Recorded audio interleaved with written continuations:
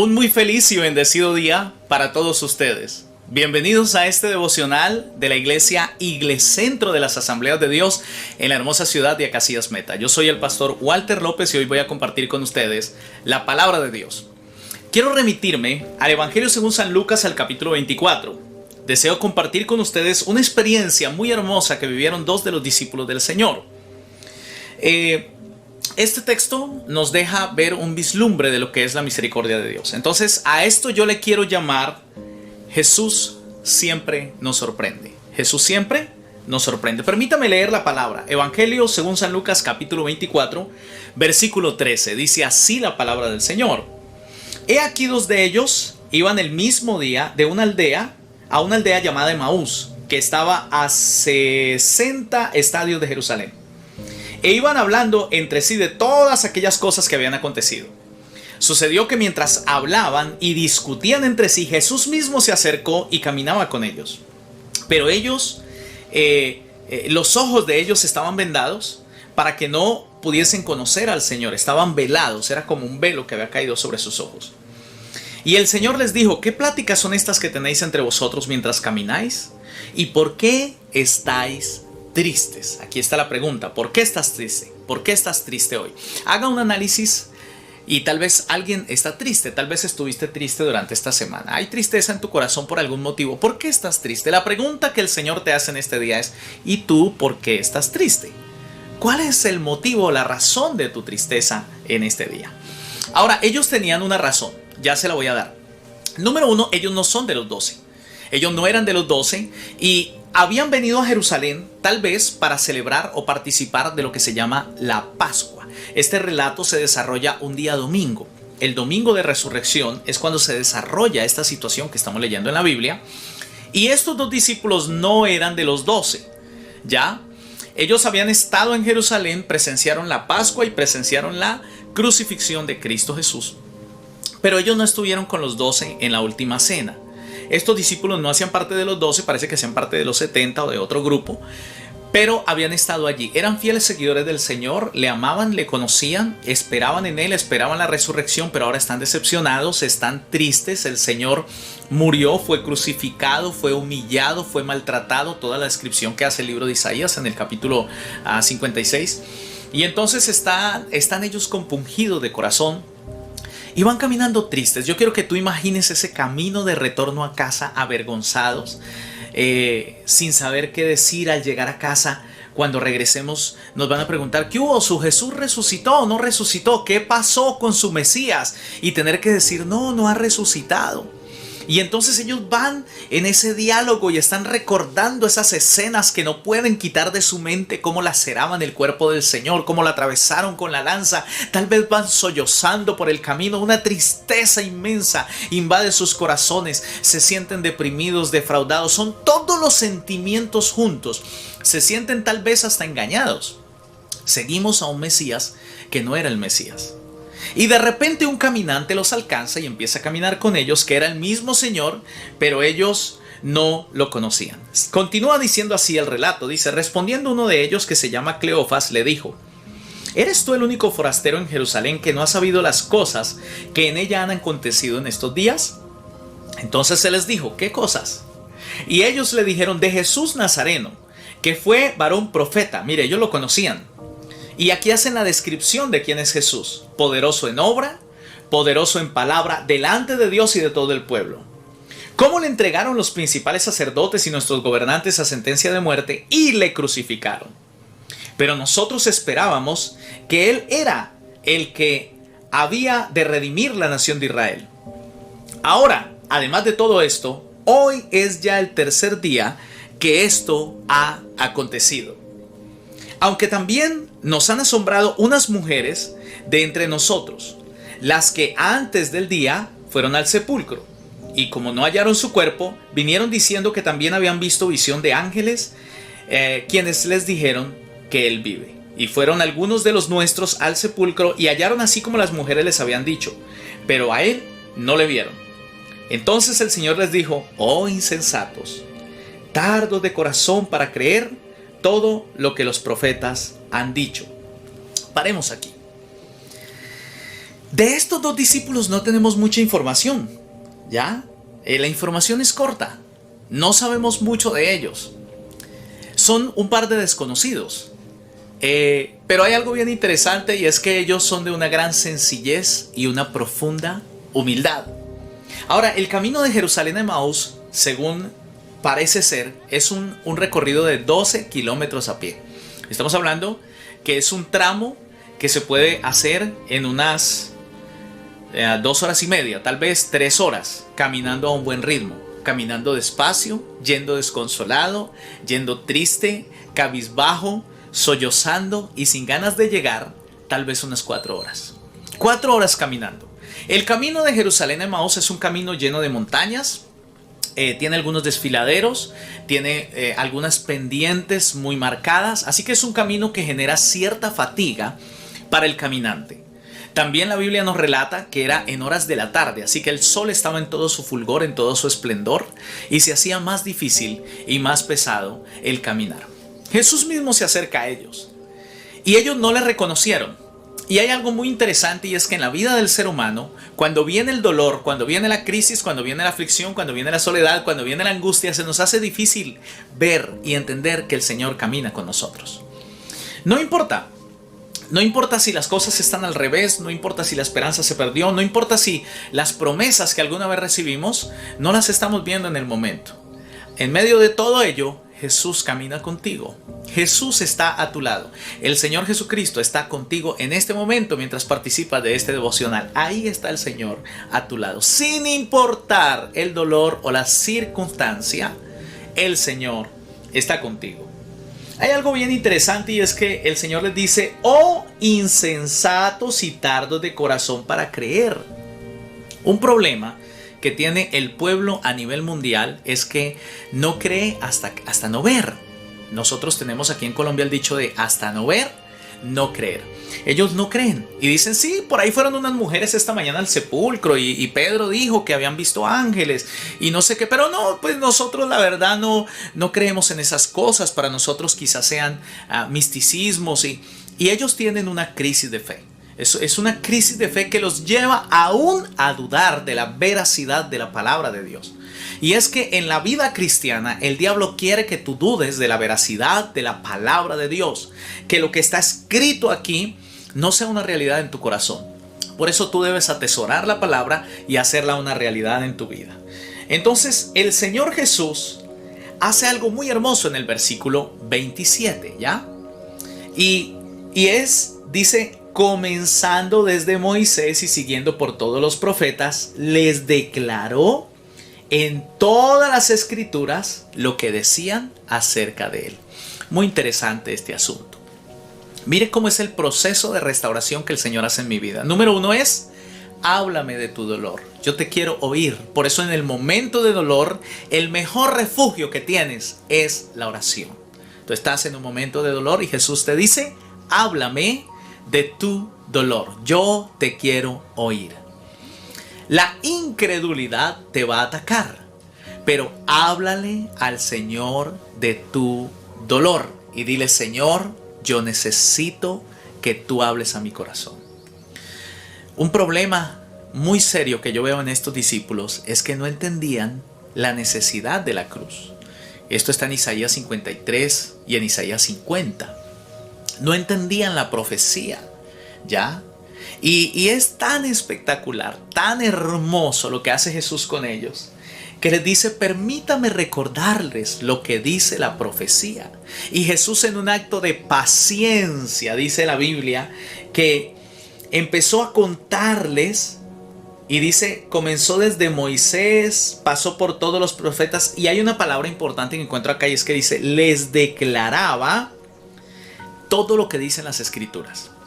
La palabra declaración o declarar viene del griego diermeneuo, y ese diermeneuo quiere decir declarar el texto al pie de la letra. Ese es el diermeneuo.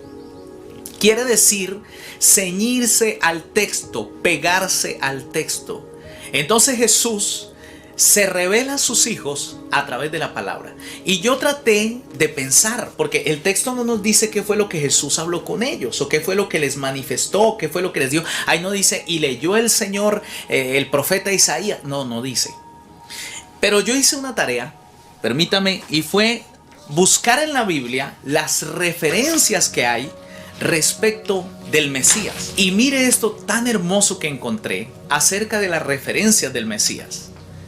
¿Quién es el Mesías? Permítame, se lo recuerdo, como Jesús se lo recordó a sus discípulos. El Mesías es la semilla de la mujer cuyo calcañar había sido herido. El Mesías es la bendición de Abraham para todas las naciones. El Mesías es el sumo sacerdote del orden de Melquisedec. El Mesías es el hombre que luchó con Jacob por una bendición. El Mesías es el león de la tribu de Judá. Es la voz de la zarza que habló con Moisés. El Mesías es el cordero de la Pascua que una vez todos comieron de él, fueron sanados. El Mesías es el profeta superior a todos los hombres. Es el capitán de los ejércitos del Señor en el libro de Josué. El Mesías es el máximo redentor mencionado en el libro de Ruth. El Mesías es el hijo de David, quien es superior a David. Es el Salvador sufriente en el Salmo 22 y el buen pastor en el Salmo 23. El Mesías es la sabiduría de Dios en Proverbios y el amante del cantar de los cantares en los libros escritos por Salomón.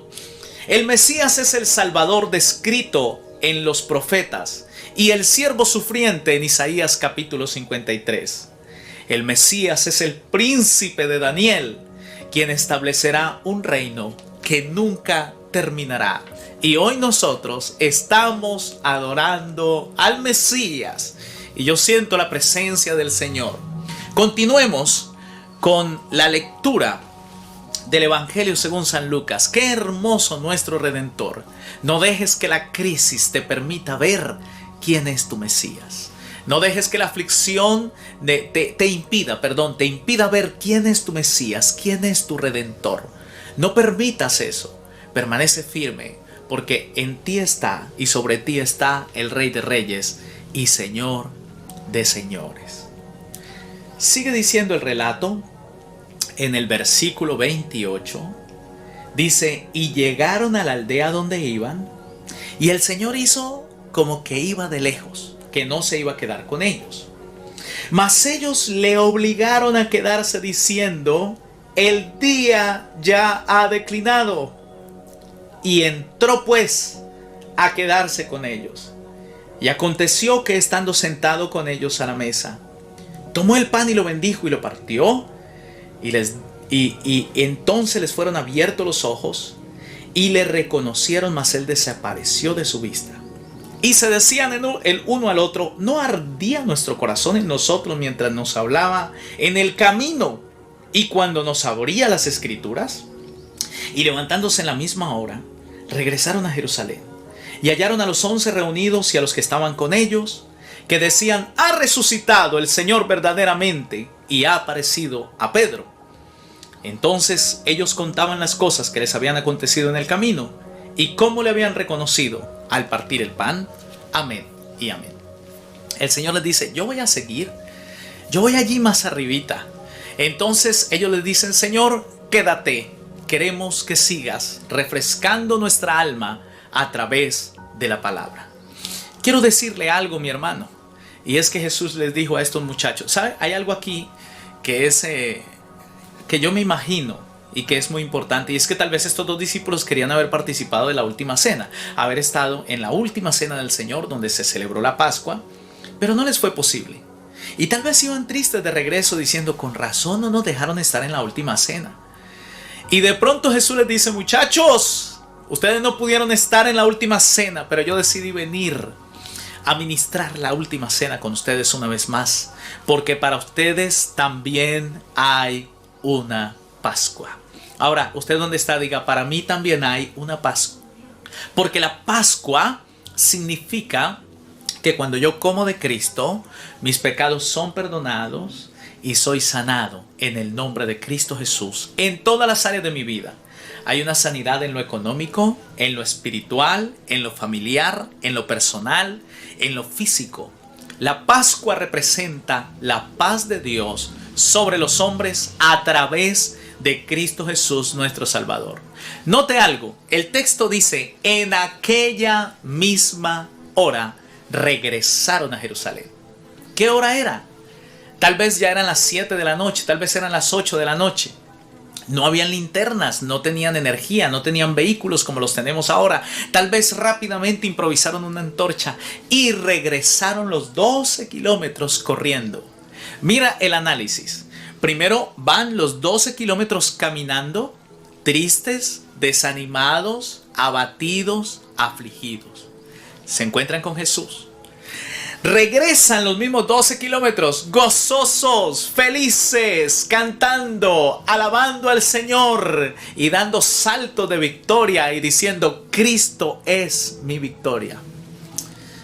Tal vez en el camino de tu vida has tenido la ruta de subida hacia Emaús. Pero quiero decirte algo. Hoy, en el nombre de Cristo Jesús, declaro, creo y proclamo que tendrás la ruta de regreso. Y en la ruta de regreso irás victorioso, cantando, danzando, saltando y diciendo, Cristo es mi victoria. La duda, el temor, la tristeza, la aflicción han sido vencidas porque Cristo es mi Pascua. Quiero orar por ti. Y quiero en el nombre de Cristo Jesús declarar que hoy es el día de tu Pascua también. Y que en este momento al recibir esta palabra eres restaurado en lo espiritual, en lo emocional, en lo familiar, en lo económico y en toda área personal. Con un corazón sencillo como el de estos dos discípulos, pero con toda la fe, Dios te dice 3 cosas. Número 1, cuéntame cuál es tu dolor. Número 2, recuerda lo que dice la palabra. Número 3, yo me revelaré a tu vida. Y número 4, para ti también hay una Pascua. Oramos al Señor. Precioso Salvador, tú que abres el cielo, establece tu reino en este lugar. Establece tu reino en este momento. Establece tu reino en cada casa. Establece tu reino sobre la iglesia. Establece tu reino sobre Iglecentro en Acacias Meta. Establece tu reino sobre cada hombre y cada mujer que aman al eterno Salvador. Y proclamo tu presencia. Declaro milagros y sanidades en el nombre de Jesús. Padre Celestial, tu palabra es fiel y verdadera. Tu palabra levanta. Tu palabra consuela y conforta. Alguien va camino a Emaús. Quiero pedirte que lo vuelvas de retorno y lo regreses de su camino de dolor al camino de la victoria. Hoy todo tu pueblo reconozca que tú eres el Mesías, que tú eres el Redentor y que tú eres el Salvador. Hoy todo tu pueblo proclame que vives y reinas por los siglos de los siglos y que cambias el llanto en alegría, la tristeza en gozo, la desesperación en esperanza, Señor, y el lamento en júbilo. En el nombre de Cristo Jesús, ahora se operan milagros porque tú eres nuestra Pascua. Hay un milagro sobre tus hijos. Aquel que está enfermo en casa, aquel que está pasando por crisis, se restaura en el nombre de Jesús. Ese hijo es transformado por tu mano poderosa. La palabra dice en Isaías que aunque la mujer se olvide de sus hijos, Jehová nunca se olvida de aquellos a quienes ha engendrado. Tú nunca olvidas tu pueblo. Tú nunca olvidas tu iglesia. Y si es necesario dejarlo todo por venir a rescatarnos y a buscarnos, lo harás, Señor. Gracias por ese amor tan inmenso que tienes para con tus hijos. Y levanta hoy a tu pueblo. Trae una nueva esperanza, trae un nuevo tiempo de gloria, trae un nuevo respirar, trae una nueva etapa en cada hogar. En el nombre de Jesús se restauran todas las áreas de tu vida, la economía, el hogar, los sentimientos, aún las fuerzas físicas vuelven en el nombre de Jesús y se opera un milagro poderoso por la unción del Espíritu Santo. Gracias, Señor, por tu misericordia y tus bondades, en el nombre de Cristo Jesús, nuestro Señor y nuestro Salvador. Amén y amén. Dios bendiga tu vida hoy y siempre. Y recuerda que el Señor camina contigo. Bendiciones. Cuando sientas que has perdido